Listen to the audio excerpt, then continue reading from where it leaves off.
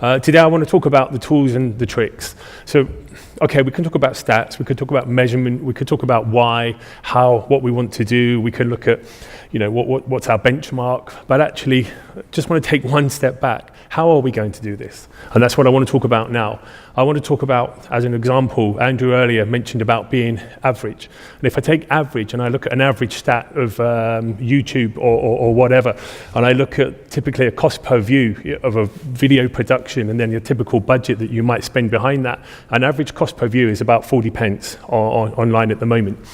So earlier on when Zoe was speaking, I took 3 seconds of a video clip of Zoe, and then I added a clip of London and a clip of some people clapping, and I posted it on my LinkedIn. I've nearly had 1,000 views already. Okay, so that took me 3 minutes to do. Okay, I use vidbuild, but it's a tool.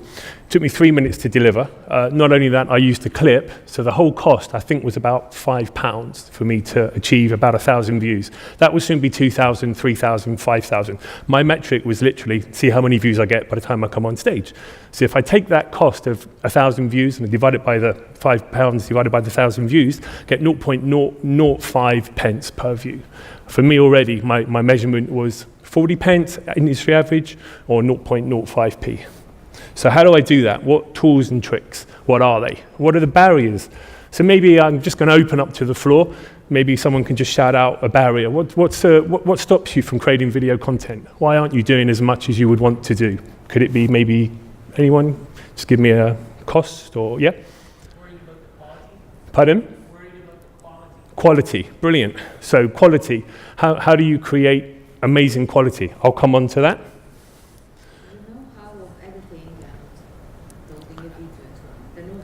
The know-how. So bringing the knowledge of, so know-how was another, so we've had quality. How do we maintain brand consistency? How do we maintain amazing quality? How do we deliver a John Lewis type brand ad, if that's what our target is, as opposed to a really terrible ad that we've asked somebody down the road to do for about £300 or £200.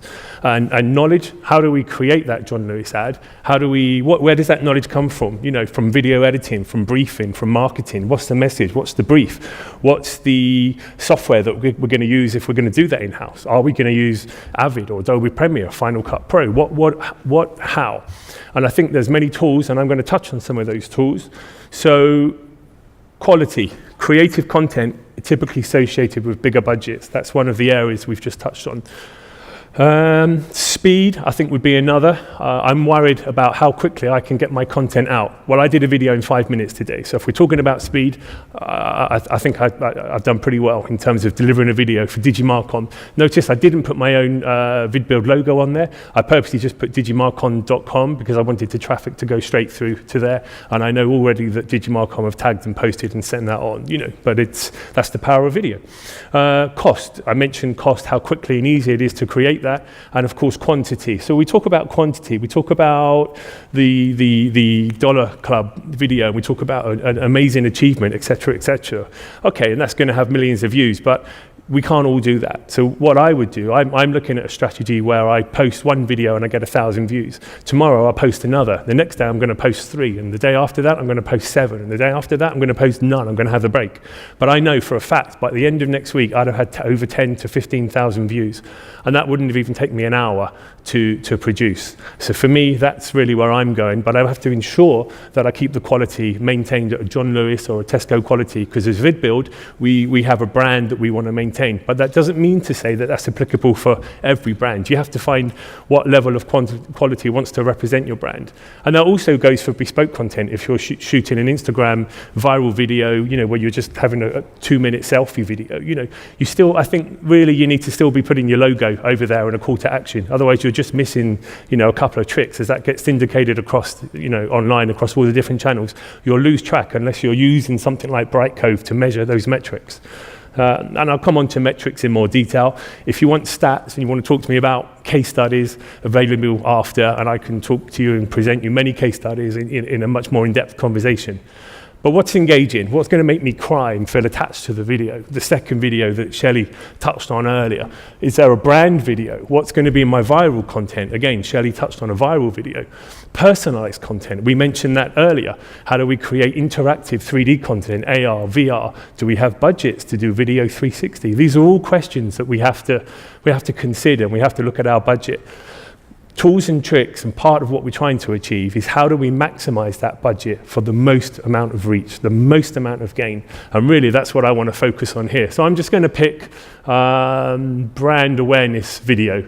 Why am I going to create a brand awareness video today? Because I want to build a community. I want to engage my audience. I want to reiterate that message. I want to echo that message. I want to tease my audience on Instagram, but then I've also created some more full-length videos on YouTube where I use as my conversion tool. I want to direct traffic from all of the social media channels to my more serious conversion video by using humorous videos on Facebook and a little bit more serious on LinkedIn. And then of course I want to echo and reiterate that, but I want to do that all within one day and in 1 week. I don't want to send a brief out to an agency and say, can you please knock up this video for me? Here's my brief. Okay, by the time I've sent that brief over, I kid you not, I would have created it myself. And I haven't got time for that anymore. The game's changed. The way we build and create content is different. Of course, we use bespoke content. My team's here today filming the event for things that you can't capture and do quickly and easily. But there's so much that we can do now to engage and build and strengthen the brand. And Zoe touched on earlier something that resonated with me. Google loves video. Okay, I said that, but Zoe was talking about Google and the algorithms, and they change frequently. And you're absolutely right, Zoe. They change every few months on major updates. And in fact, there were 3 algorithm changes specifically for video out of the 200 that are available that we currently, or that I currently know of. And I know that, you know, if you do post video, it's much more likely to appear in Google Page Search. And we've even done some A/B tests with clients, automotive clients and other clients, where we've just done a whole campaign around video, and we've removed images and we've removed content and blogs just to see how that sits on Google. And are we owning that first page in that area with that particular product video or that particular car? So what works for your brand? For your brand? Is it a brand video? Is it a lifestyle video? Or a product video? I should know, I have to turn around because I haven't got the slide there. Or a geographic video. So what works for your brand? Well, you know what works for your brand. But actually, I think it's a blended approach. Do all and learn. And the more you get back from the shortest amount that you spend, that's where you want to start investing in your next campaign. And I think that really goes hand in hand with geographic content. So if I'm creating a video for a product, I would want to create 30 videos, and I would want to create one with the London Eye, one with St Arthur's Seat in Edinburgh, if it's UK focused, one with Cornwall, one with the Great Cliffs of Dover, etc., etc. But all with the same message at the end frame. We talked about call to action, we talked about ident, and I would add my product into all of those videos and post them all off in different areas. And then I would add some sort of small budget, maybe engage with an agency if I had pay-per-click spend, unless we already also had that in-house. And I would target regional with those different specific videos, because you're associating then your consumer and your customer with you in a much more personalized way. And same goes with demographic, you know.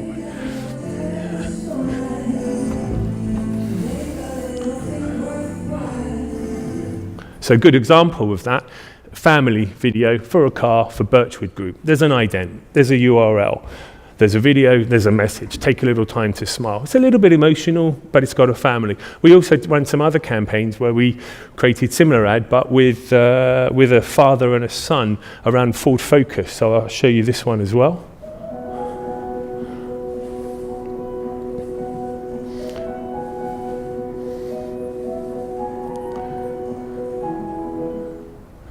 But again, 10, 15 seconds, it's the beauty of change. It's a little bit emotional, sensitive, but it's got a message and it's got an end frame and it serves a purpose. But I wouldn't just post those 2 videos. I would want to be creating 30, 40, 50 of those over a campaign of just 2 or 3 months. And I want all of those videos to get at least 4,000 or 5,000 views each. And all of a sudden, I've got 150,000 views for my spend of, I don't know, whatever I spent on creating that content. And crucially, I think cost Cost, it does boil down to, for so many companies. I've worked on many TV ads, automotive, film, 20th Century Fox, etc., from budgets 500, 600, 700,000, all the way down to adverts that we can do for £200 or £300. And even on vidbuild, we're even coming down lower. But actually, quality is key for me. You have to keep the same level of quality for all of the content.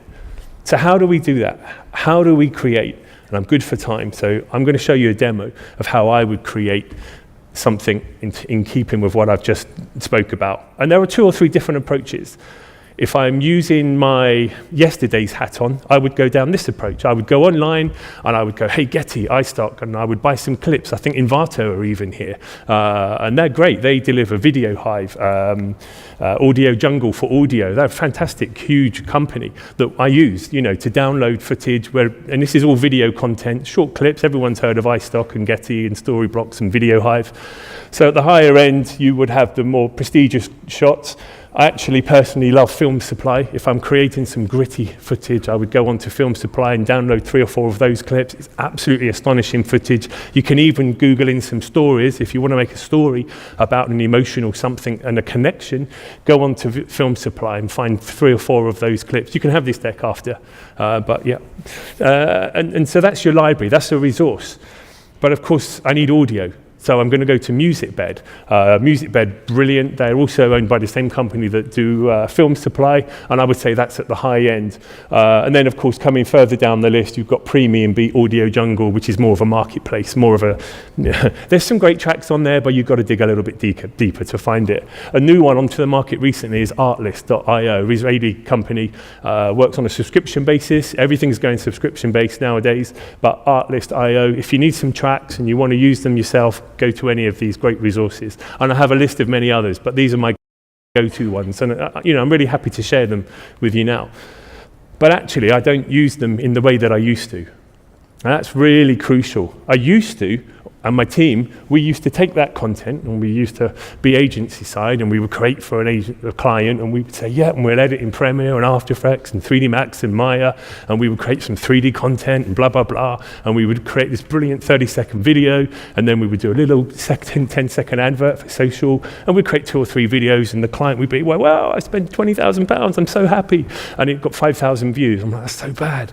Why can't you spend £500 and spent the 20 grand on your marketing and get 50,000 views or 100,000 views? Flip it around. So that's what I'm all about. So then I started looking at some of the tools that are out there, iMovie, WeVideo, etc., all the online tools, and they're great. Then that's when this shift started to happen, where everyone started to go in-house.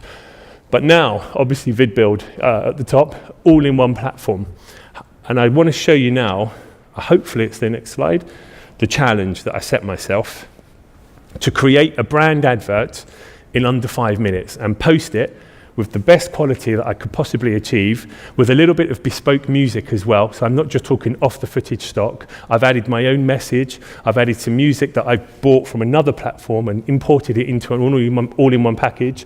And I want to create that and post it for under £60. Then I'm going to pump my marketing budget on that. And some people have said, Steve, how do you create these ads?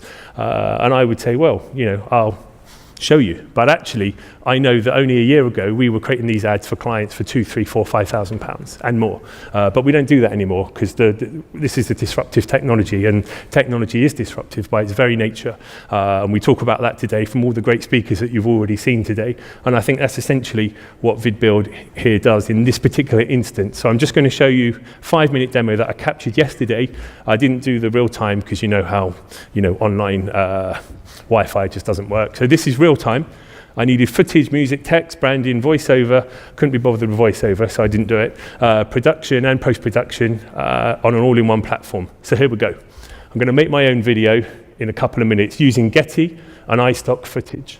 I'm going to click on Build a New Advert, and I'm going to set myself up a brand new project. Okay, going to view 3.5 million Getty iStock video clips and see which one emotionally I find myself attached to.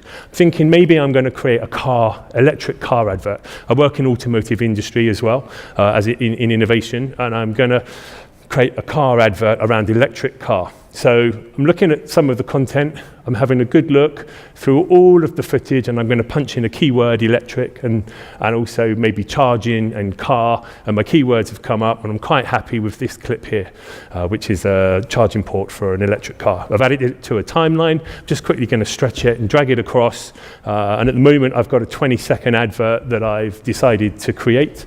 Now I need another clip. I need something maybe like an aerial shot, something that's a little bit more engaging, a bit more emotional that I'm going to attach myself to. So I'm going to change that keyword and put in aerial, and I found a clip here. You can see that I'm browsing and making a few decisions, but I found the clip that I like, and I've added it to the timeline. And then I can swap them around, and it automatically adds it or swaps them back and forth. Here I'm going to keep the charger at the front and end on the slightly prettier picture. The reason I'm going to do that is because my call to action will be clearer, because it's a dark background, so my logo and my white fonts will just look better. Click play. By the time I spoke, that went to Ireland, up to Amazon AWS server, back down to Ireland, and back here in about 2 seconds. I actually missed it. I meant to say that as it went along. But so I'm viewing my advert. I think I'm just going to make a few tweaks. I'm going to change the advert to 15 seconds because I'm going to target that on Facebook. I only want a 15-second ad. I'm also going to pump that out maybe on LinkedIn or 1 or 2 other channels. I also think I need an image. So I quickly created a PNG, which was could be a logo, could be your branding, and I've just uploaded that. I can add my own text in the platform, or I can just drag out any images, any logos or whatever I need. And in this instance, I think the message is discover electric. I'm going to discover electric today. I'm really excited about discovering electric. I'm going to add the final touches. I've got a video. Okay, I've got no sound, but I've got a video. I could add annotations on. Shelley's video earlier had annotations on. I think that's brilliant, particularly on some channels in offices where your content is viewed and music's turned down. So I would always add some annotations on the bottom. I'm going to have a look at the library that's available here, but actually I already bought something myself from another supplier, be it Music Bed or Artlist or somewhere else. So in vidbuild, I'm going to upload my own content into into my video. And if I decided not to do that, I could use the filters and search music that's already available for free in the platform. In this instance, my track, I'm going to add a keyword, music, and ocean, because it sounded a bit like an ocean. And I'm going to upload this track that I purchased for about £60 or £50 or £15 from wherever. And in a few seconds, it uploads into the platform and should become available. There we go. So I added it to my timeline by clicking an add button after listening to it.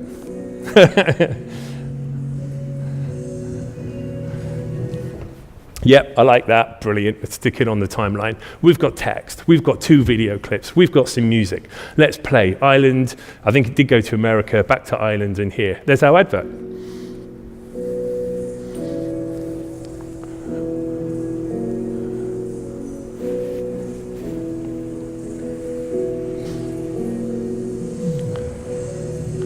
And it will, of course, fade out automatically because the platform does all that stuff for you.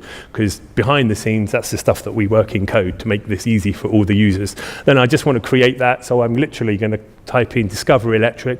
I want to download a HD version. I may even download or make sure I've cropped everything in the middle for a 1-to-1 ratio in case I share it on Instagram. Don't need to recrop it. You just make sure that you adhere to the borders that are allowed in those platforms. I've clicked build. It's now doing the hard work. It's creating a 1920 by 1080 HD version for me. Of course, I want to post that on YouTube and some of the bigger channels and Vimeo and wherever else I want it to go. So I want the best quality that I can get.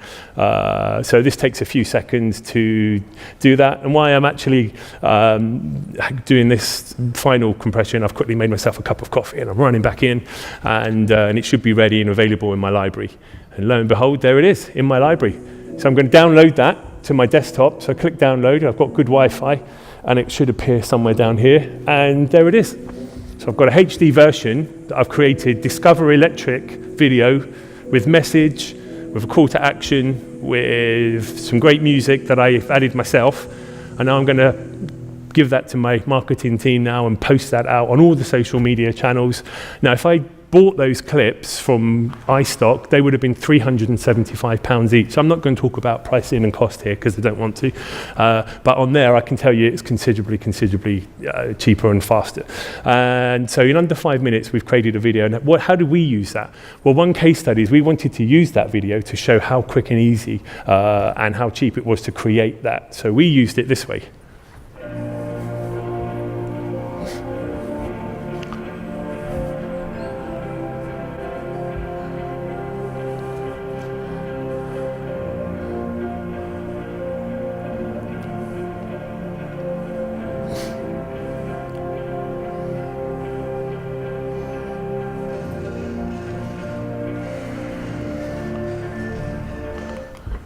So my challenge was create a video for under £60 and post it within 5 minutes. Didn't quite get there. I was close. I think I slightly went over budget by a few pounds because I bought the music track. But had I owned that track and the rights to use it, it would have probably hit that box. So all in all, I've shown you a tool, some tricks. I've shown you some of the libraries, Getty, iStock, Film Supply, Music Bed, and some of the great resources that you can get your content from. And I've really showed you today how you can create a high quality, TV quality advert that you can share across all your social media channels. I don't care how you share it, but don't delay. Don't be one of those companies that says, I need to create a video and I'm really attached to this video. And then 2 weeks later, your agency comes back and says, we've done a creative brief. What's your tagline? And 3 weeks later, you're still debating back and forth, creating what the message is and what the URL is. By then, your competitors would have already created 100 videos. We're not average here in this room. We're above average. I guarantee all of you in here. And these are some stats. I'm not a stats man. Shelley kindly put this slide together for me, so thank you, Shelley. But, you know, video is video. It's brilliant. It's amazing. There's lots of stats to support it. If you need some case studies, come and chat to me after. I'm Stephen Lloyd Barlow, co-founder of vidbuild. Thank you so much for your time. All right, thank you very much, Stephen. I'm sure some of us have questions. We have time for 2 questions.